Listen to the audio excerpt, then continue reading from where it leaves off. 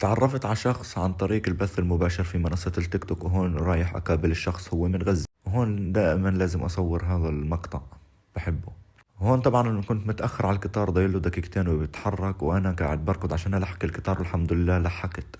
وهون قاعد بستنى بالقطار عبال ما يوصل عشان أركب فيه، ونازل على بروكس الميدي. طبعا أنا هون بالقطار نازل من مدينتي غراز بيرغن على بروكس الميدي. وهون أنا كنت خايف كتير لأني كنت مستعجل، طلعت بالقطار من دون ما أحجز تذكرة، وهون خايف يجي علي الكنترول يمسكني. وفعليا كنت خايف، وكل شوي أطلع شمال يمين. وهون وصلت بروكس الميدي، والحمد لله بعد مشوار ساعة في القطار. هون أنا باب المحطة قاعد بستنى بالشاب يجي عشان أقابله، طبعا هو من غزة. هون أنا باب محطة القطار بستنى فيه، والشاب 40 دقيقة ولساته ما أجا، وأنا أستنى باب محطة القطار. فهون أجا الشاب، وهدف الفيديو هذا مجرد بس إني كنت رايح أجيب بلوزي منه.